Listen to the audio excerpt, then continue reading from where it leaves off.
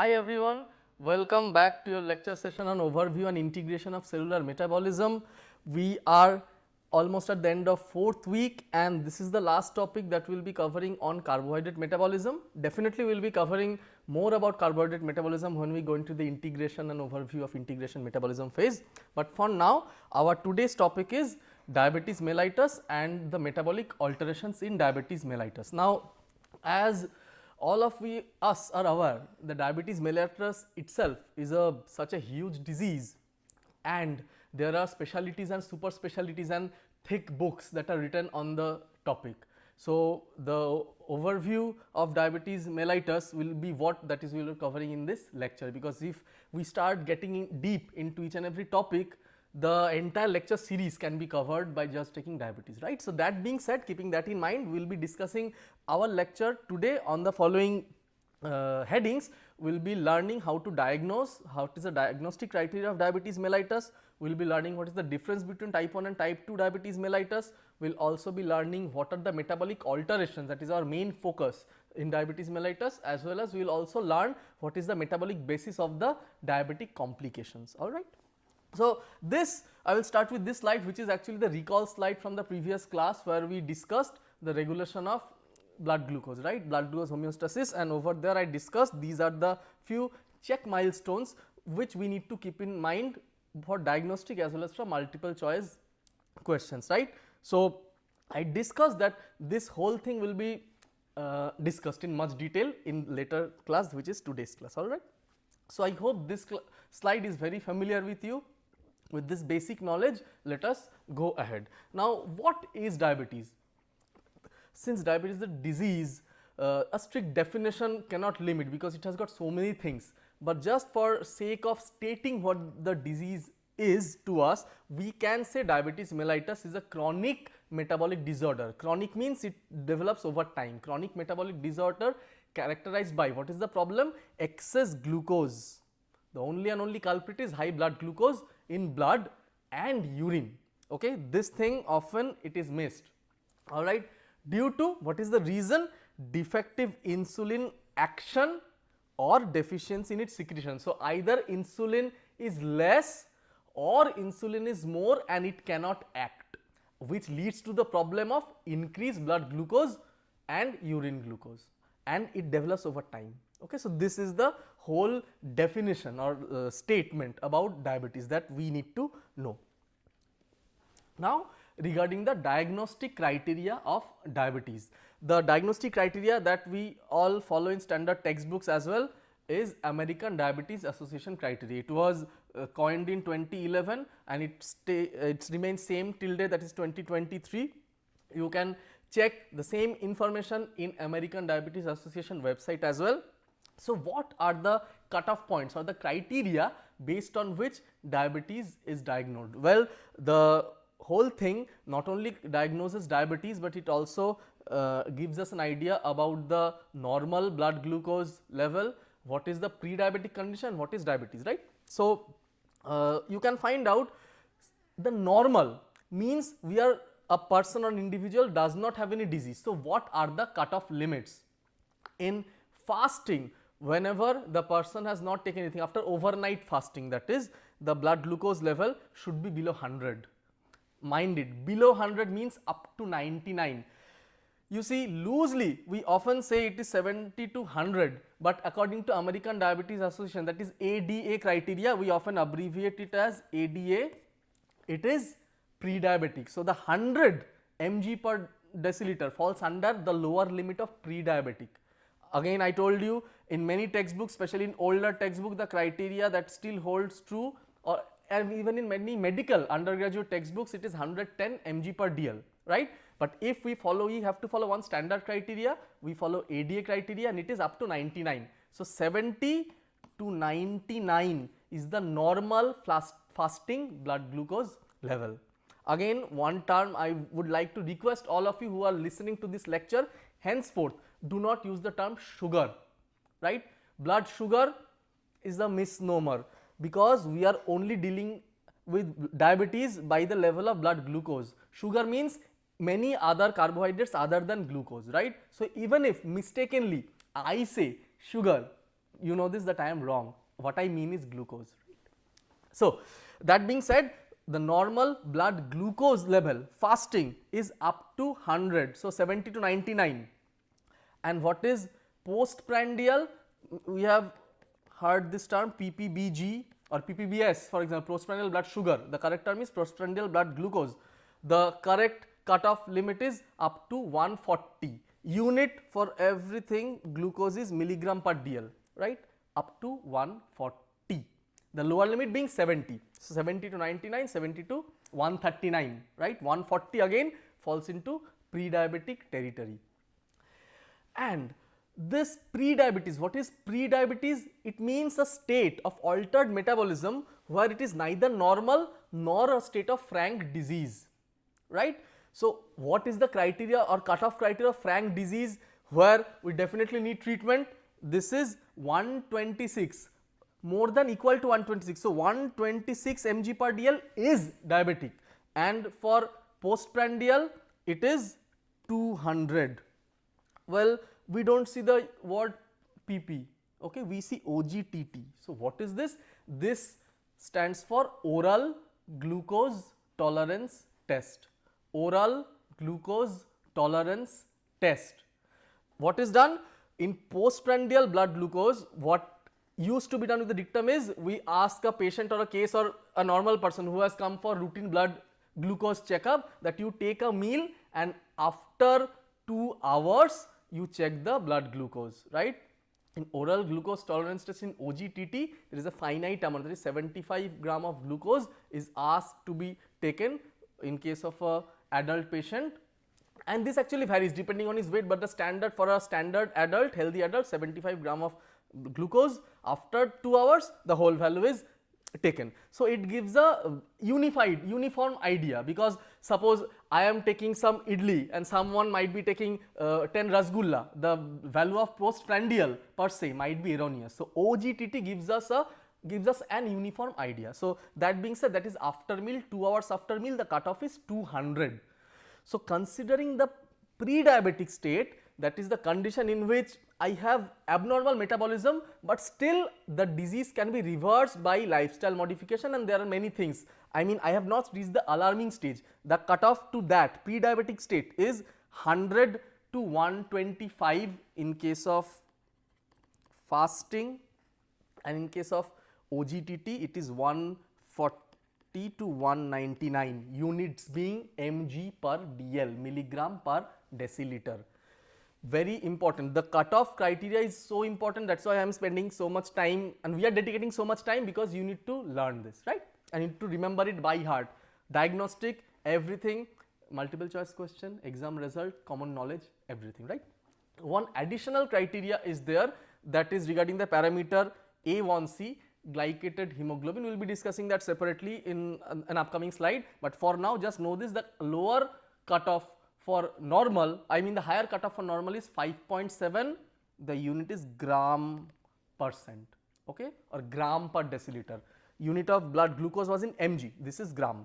And for diabetes, the cutoff is above 6.5, more than equal to 6.5. So 5.7 to 6.5 falls in pre-diabetic state. Okay, so this is all about the diagnostic criteria of diabetes mellitus according to American Diabetes Association guidelines. Okay, so let us move forward. So how can we classify diabetes? Earlier, or if we see textbooks in, I mean older textbooks, we'll find the names are actually different. Earlier the nomenclature of diabetes or the type of diabetes was given based on the age, either it was based on age or the type of therapy which was used to treat the diabetes. Nowadays it is not used, that dictum is not used nowadays. We now name the diabetes types based on the pathogenic process. So now it is actually type 1 and type 2, it is actually very easy, right? I will discuss in more details what was the earlier names and what are the differences very soon, but you should know that in both the types, be it type 1 or be it type 2, the problem lies in abnormal glucose homeostasis. So the class that we had preceding this class, that is blood glucose homeostasis, regulation of blood glucose, that whole thing is jeopardized. That is why blood glucose goes up. I told you, any problem, only insulin is there to keep the blood glucose down. So, any problem in that hormone is a single player which keeps the blood glucose in control. So, any problem, blood glucose will go high, right. So, let us see what are the differences between the two varieties of diabetes, right. So, we have the features over here as well as type 1 and type 2. So, previous name for type 1 diabetes was IDDM or insulin dependent diabetes mellitus, because it needed only and only insulin for therapy, right. Without insulin, type 1 diabetes cannot be treated. Also earlier, depending on the age of onset, I told you, so it was juvenile onset diabetes mellitus. It was also known as juvenile diabetes mellitus. Well, mind it, nowadays also we loosely use this term, but strictly speaking, correct term is type 1 diabetes mellitus. Okay, these IDDM, juvenile diabetes mellitus, often means one and the same thing, but if you are to choose the right thing, you need to state type 1. Similarly, in type 2, it was known as NIDDM, non-insulin dependent diabetes mellitus, and since it happens in older patients, it is also known as maturity onset, right. So, generally it happens in older patients, so maturity onset diabetes mellitus. Now, since depending on the nomenclature, we already know what can be the next difference, that is the age of onset.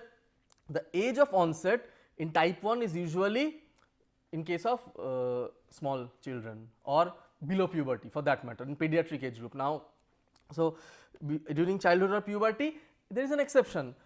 The disease specifically that is mentioned under LADA, that is latent autoimmune diabetes in mellitus, means the pathogenesis, since now we are classifying diabetes based on pathogenesis. Now, this type, the LADA variety, is actually the pathogenesis is autoimmune, but we have to consider it in type 1. If it were, we were doing in based on the earlier classification, we had to say, okay, since it happens in adults, it would have been type 2, okay, I mean the non-insulin dependent. But now, since the classification is based on pathogenicity, we need to consider LADA in type 1, because both in case of type 1 and LADA, the pathogenesis is autoimmunity, okay. And again, the age of onset for type 2 diabetes is old, individual old cases, more than 35 years. What is the exception? Maturity onset diabetes of the young. We are not going to the details of the pathogenesis, but the insulin resistance is the pathogenesis that actually are found in these cases, but these are patients that are actually younger patients. Earlier they could have been considered in juvenile, but no longer. Now we are strictly considering on the pathogenesis, right. So, regarding pattern of onset, they develop rapidly. Type 1 suddenly develops. The underlying pathogenesis may go on for years, but the symptoms are all of a sudden, whereas it's very slow in case of type 2 diabetes mellitus. Regarding the prevalence, what is the prevalence? If we are considering 100 patients of diabetes, only 10% have been found to be of type 1. More than 90% or almost 9 out of 10 patients are type 2, right. Considering the genetic predisposition, means we often hear my maternal uncle has diabetes, my mother has diabetes, so now in being that part of the family, you are also predisposed to diabetes. So, what type of diabetes are they referring to? They are referring to type 2, because genetic predisposition of type 2 diabetes is very strong. It is not that much strong in case of type 1 diabetes, okay. It is moderate, it is there. I mean the tendency to have autoimmune destruction of pancreas, which is the main pathogenicity, can happen. There may be a genetic predisposition, but mostly the factors that help in development of insulin resistance are there in type 2.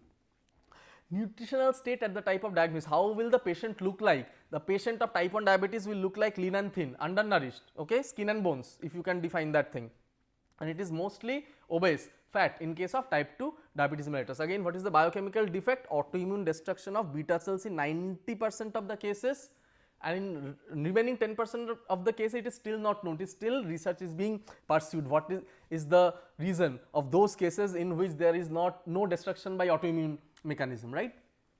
Whereas in case of type 2 diabetes mellitus, it is the insulin resistance combined with the ability of beta cell to produce inappropriate amount of insulin. So, first insulin resistance develops and then at the later stage beta cell dysfunction develops, right. So, as you have guessed rightly, plasma insulin is almost low to absent in case of type 1, in case of type 2 it is high in early stage. There is something known as compensatory hyperinsulinemia, but as we go on the beta cell dysfunction happens and again it is low, right. So, the acute complications being diabetic ketoacidosis, it is abbreviated as DKA. In case of type 2 diabetes mellitus, it is known as hyperosmolar non-ketotic coma, HONK, okay, hyperosmolar non-ketotic coma, HONK. Frequency of ketosis very common. Ketosis, a mild amount of ketosis may be found in type 2 diabetes mellitus, but is mostly common in type 1 diabetes mellitus, alright. And regarding the treatment, insulin is always needed, oral hypoglycemic drugs are ineffective, and in this case lifestyle modification, that is diet, exercise and oral hypoglycemic drugs are quite effective, and insulin may also be required in severe cases, right. So, this is the natural course of the type 1 diabetes. Let us see what happens. So, initiating event is there is an exposure to any virus or toxin that will lead to the autoimmune trigger, and in course of time it will slowly decrease the beta cell. Mind it, if we just look at the insulin secreting capacity, when the beta cell destruction is going on, still the pancreas secretes adequate amount of insulin so that the disease is undiagnosed. Now, suddenly when the destruction has reached a certain level, suddenly the symptoms develop, there is ketosis, there is hypoglycemia, all the features of type 1 diabetes, and ultimately the features, I mean this is the case that happens, okay. And in case of type 2 diabetes mellitus, what happens?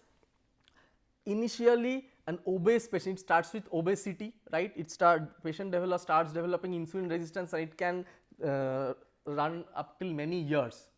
Then what happens? Patients are diagnosed. When patients are diagnosed, initially in initial stage, I told you there is something known as compensatory hyperinsulinemia. So, blood glucose rise is not that much, but ultimately in the long run it will be very high, right.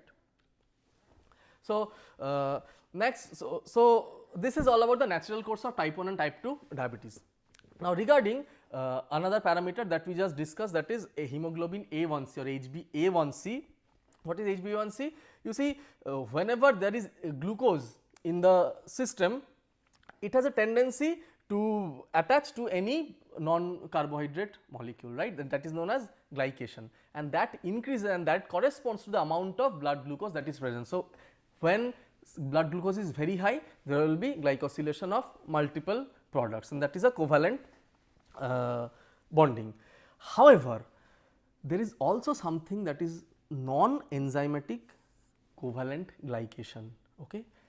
This is also proportionate to the amount of blood glucose that is present, and what ligand or what moiety we are focusing over here, that is hemoglobin. So, it means normally hemoglobin is attached with glucose to form HbA1c. It is normally below 5.7 gram%, but when it is very high, so when glucose is very high, so the amount of glycation also increases. So, HbA1c level will be high. Now, why HbA1c is actually very useful? You see, blood glucose level can go up and go down very suddenly depending on our metabolic activity, depending on taking of drug, or depending on whether somebody is injected insulin or not. But once HbA1c is formed, once a hemoglobin is glycated, the lifespan of an RBC is 120 days. So, the status, if once today is glycated, it will run for the next 3 months. So, even if today my glycated hemoglobin level is very high and now my blood glucose level is more than 200, my glycated hemoglobin level is more than 6.5, right, I fit in all the criteria of get diagnosed by diabetes mellitus. Suppose I am taking insulin shots along with that. So, I take my insulin, now I get my blood tested, my blood may show 120 mg per dl. To a physician who does not know that I have a history of diabetes mellitus, I may appear to be absolutely normal, right. So, the glucose level can be fooled. for example, even if I don't take insulin shot, if I skip my meals, at some point of time all my blood glucose will be used up and all the glucose level will fall, and that will also fall slow blood glucose level. This, and similarly it can in opposite direction also. Suppose I take 10 rasgulla, there is a sweet dish, and immediately I test my blood, the blood glucose level will be falsely high, but the glycation of hemoglobin cannot be fooled, because once it is glycated it will continue, the state will be continued for next 120 days. So that is why even if fasting and postprandial blood glucose are essential, HbA1c is also one diagnostic criteria according to ADA guideline, the cutoff point being more than 6.5, and we have to ensure that where the laboratory where we are measuring has to be standardized using NGSP, that is National Glycohemoglobin Standardization Program. It is a type of accreditation program by which they certify whether the lab is actually using the correct protocol, so that basically what it means, the reliability of the HbA1c result from the lab. So this is all about HbA1c that we need to discuss in this class regarding metabolic alteration of diabetes mellitus. Now what is the exact metabolic alteration that happens, right?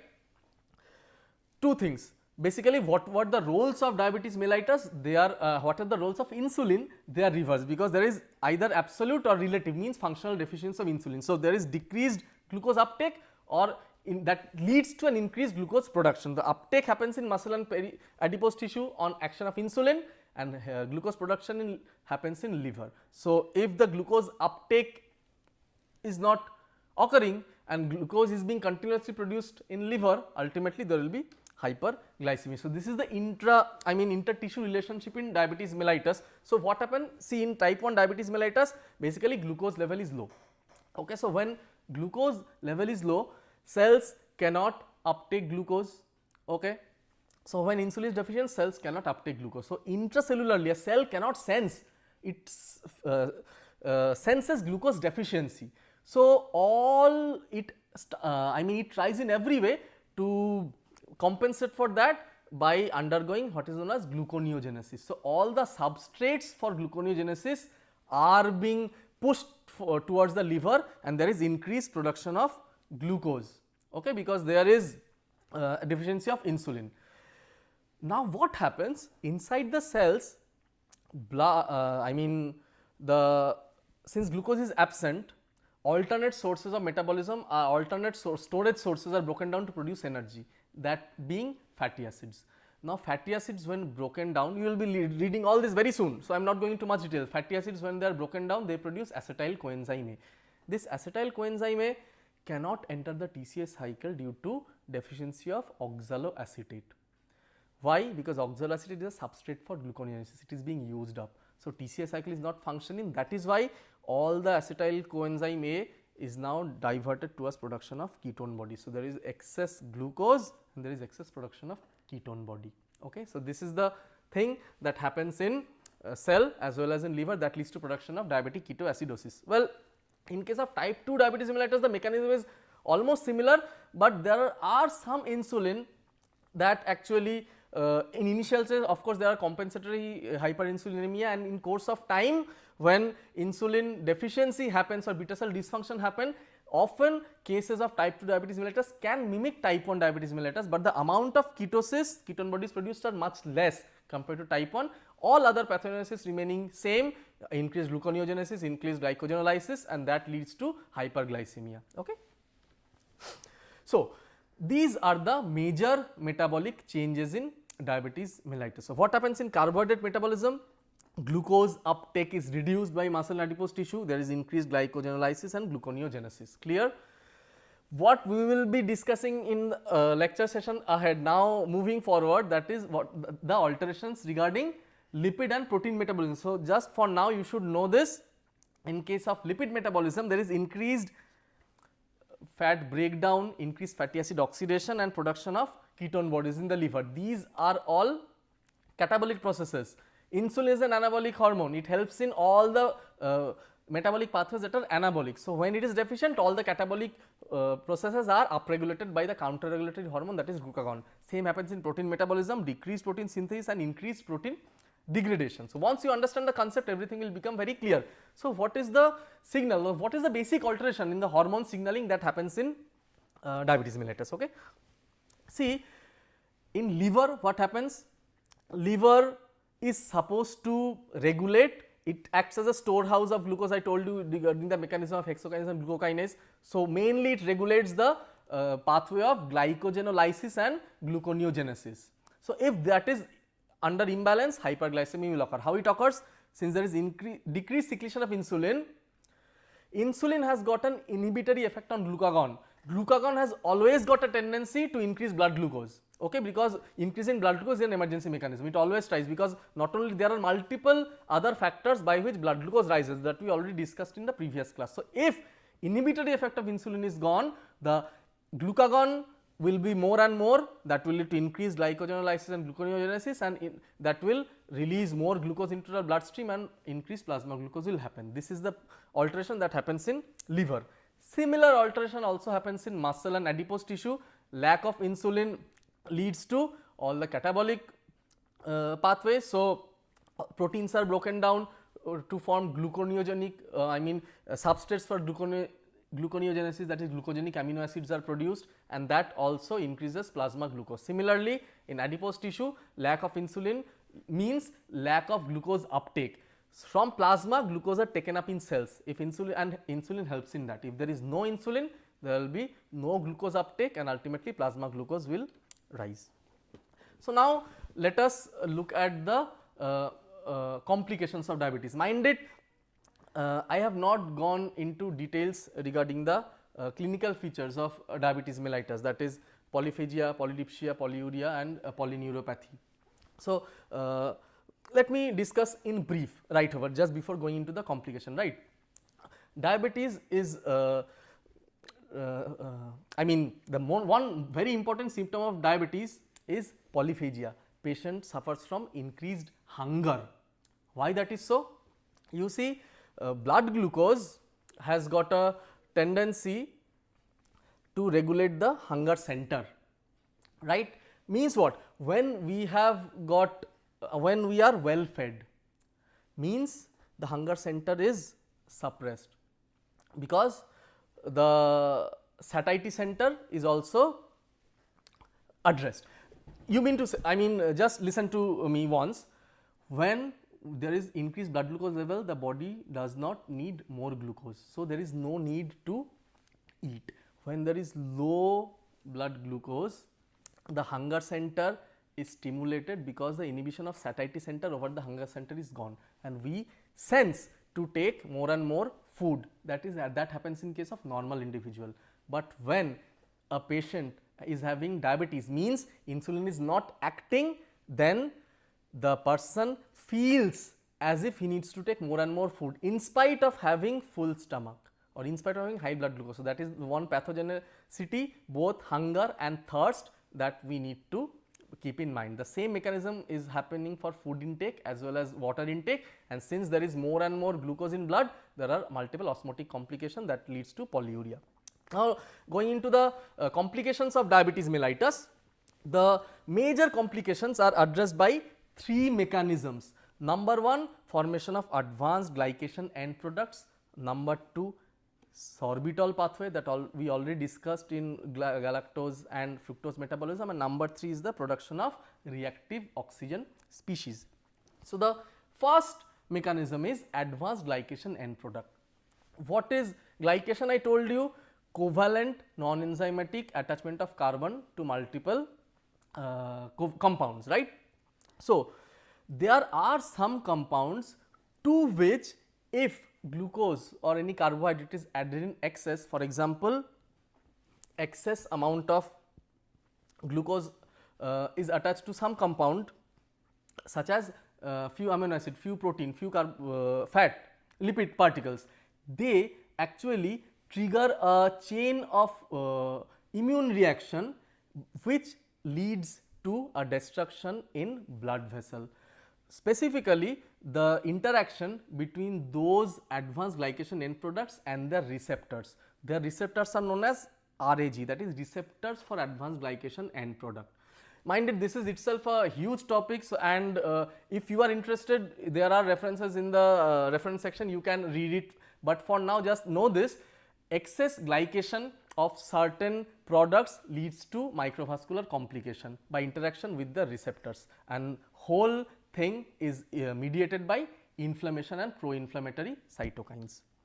The next mechanism I already discussed in fructose and galactose metabolism, that is how there is increased sorbitol inside the cell, because in case of these slides are common to those classes, right. So, I will not be covering these in details because you already know, and I already told you, because we will be referring these slides again in diabetic complications. So, the thing is, the enzyme sorbitol dehydrogenase is absent in the organs of lens, retina, nerve cells and kidney. That is why the sorbitol, when it is formed in case of excess blood glucose, cannot be washed out, and they lead to all the complications of diabetes, that is diabetic retinopathy, diabetic neuropathy, diabetic nephropathy, so on and so forth. And ultimately, lastly, that is the major complication, which is the triggering mechanism for all other microvascular complication, is reactive oxygen species mediated damage. I already discussed about reactive oxygen species during HMP shunt and glucose 6-phosphate dehydrogenase deficiencies. You already have some idea. Basically, what happens is, this excess amount of sorbitol and an imbalance between NADH to NAD ratio, that is redox imbalance, that happens in diabetes mellitus, leads to an increased amount of reactive oxygen substances, that leads to something known as oxidative stress, and that oxidative stress actually hampers with multiple normal cellular mechanism, that is cellular proliferation, apoptosis, cellular that includes dysfunction of cell and damage, and ultimately that leads to all the microvascular complication. And along with that, an excess of advanced glycation end products, excess fructose, that is bypassing the glycolytic pathway and entering into the cell, creating an hyperglycemic state, and also excess sorbitol, that leads to the formation of all the problems, including problem in eye, that is cataract and other electrolyte imbalance. So, this is the conclusion, that this class has covered the diagnostic criteria of type 1 and type 2 diabetes mellitus. We have also discussed what are the differences between type 1 and type 2 diabetes mellitus. We have also covered what is the natural courses, metabolic changes, the basis of metabolic complications, as well as the basis of clinical features in a brief. So, these are my references, and you can read them at your will, and this is the end of it. We will be moving very soon to lipid metabolism in the next class. I thank you for your attention.